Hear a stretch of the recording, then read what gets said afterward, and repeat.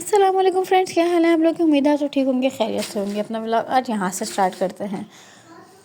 हम बात करेंगे कराची के माहौल की, कराची के हालात की। कराची के हालात कितने ख़राब हुए हैं इस वक्त, कितने डेंजरस हालात चल रहे हैं।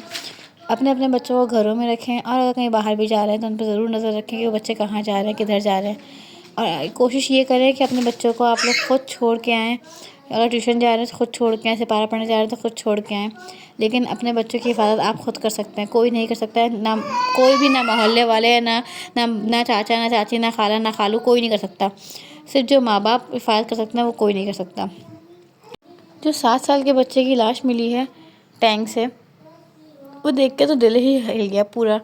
मतलब इंसान इतना दर्दनाक हो चुका है, इतना बेहिस हो चुका है कि इंसान को इस बात की कोई अकल नहीं है, इंसान को कोई दर्द नहीं है कि किसी के बच्चे को आप कितनी तकलीफ़ से, बेदर्दी से आप मार रहे हैं। और ये नहीं सोच रहे कि उस माँ पर क्या गुजरेगी या उसके बाप पर क्या गुजरेगी।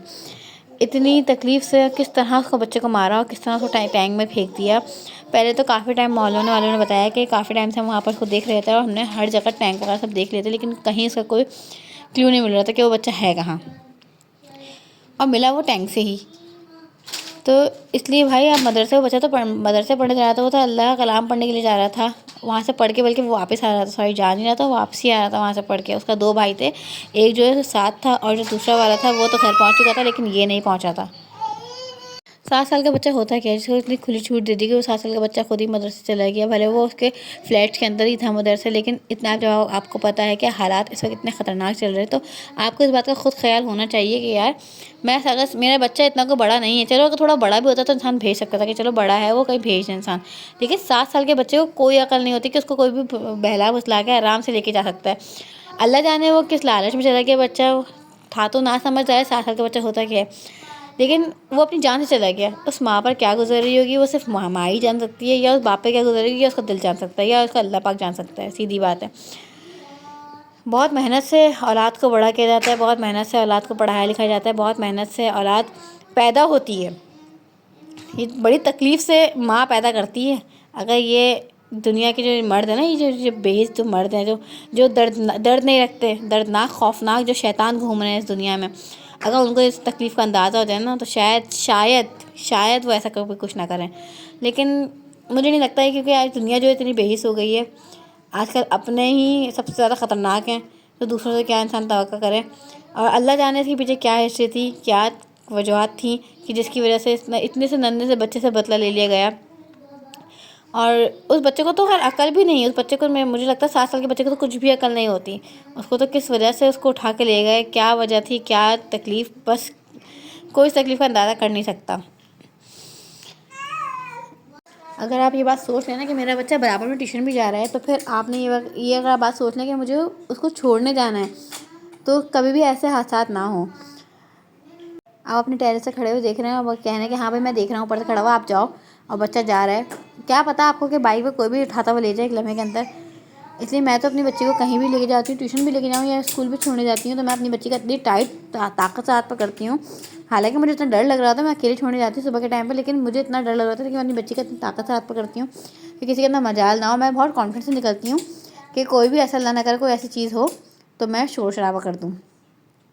हालात बहुत ख़राब हुए हैं बच्चों की किडनैपिंग के। रोज़ाना की मुझे पिक्चर्स नज़र आ रही फेसबुक के ऊपर कि कभी कोई बच्ची किडनैप हो गई, कभी कोई बच्चा किडनैप हो गया, और उनकी सिर्फ लाश मिल रही है। वो कभी भी कोई सलामत नहीं मिल रहे बच्चे, वो सिर्फ उनकी लाश ही मिल रही है। ये किडनैपिंग का आजकल बहुत ज़्यादा ऊर्ज पे पहुंचा हुआ है। तो इसलिए अपने बच्चों को बहुत बहुत ज़्यादा हिफाजत करें अपने बच्चों की, और अपने बच्चों को कहीं भी अपनी आँख से तो ओझल होने ही ना दें। मुझे नहीं लगता कि बच्चों को, इतने छोटे बच्चों को अकेला जाने देना चाहिए, क्योंकि जो शैतानी रूम में जो घूम रहे हैं ना, ये डाकू जो घूम रहे हैं, उन्हें तो ना इस बात का वो ख्याल आता है, ना वो कुछ सोचते हैं। लेकिन अपने बच्चों को घर में रखें, बिला वजह किसी भी फजूल की वजह से बच्चों को बाहर नहीं लेके जाएं, ना छोड़ें। अपने बच्चों को सिर्फ अपने साथ रखें, अपनी नज़र के सामने रखें। अल्लाह पाक से दुआ है कि अल्लाह पाक उस बच्चे के माँ बाप को सब्र अता करे, क्योंकि हिदायत तकलीफ़ से ज़िंदगी भर की है, और जो जिस तकलीफ़ से वो माँ बाप गुजर रहे हैं शायद कोई अंदाज़ा कर सके उस तकलीफ़ का। और उस बच्चे के अल्लाह पाक दर्जात बुलंद करे। ज़ाहिर है वो तो फ़रिश्ता था, वो तो सीधे जन्नत में ही जाएगा, लेकिन जिसने किया है अल्लाह पाक उसको जल्द ही इबरतनाक सज़ा अता करे। बस यही दुआ है कि अल्लाह पाक उस बच्चे के माँ बाप को सब्र अता कर दे, क्योंकि बहुत बड़ी तकलीफ़ है। जब हम तो कोई ना लेना ना देना, ना हम जान ना पहचान, लेकिन हमें इतनी शदीद तकलीफ़ पहुँची उस बच्चे के। ज़ाहिर है इंसानियत भी कोई चीज़ है, बहुत बड़ी तकलीफ़ है उसके माँ बाप के लिए, बहुत बड़ी। जब मैं उसकी वीडियोस देख रही थी उसकी माँ की, तो मुझे बड़ा दिल फट रहा था कि अल्लाह पाक वो बच्चा सलामत हो। बहरहाल अपने बच्चों का बहुत ज़्यादा ख्याल रखें और उनके माँ बाप को दुआ में रखिएगा, उस बच्चे को दुआ में रखिएगा और अपने बच्चों की खुद हिफाजत करें। जो माँ बाप कर सकते हैं वो कोई भी नहीं कर सकता।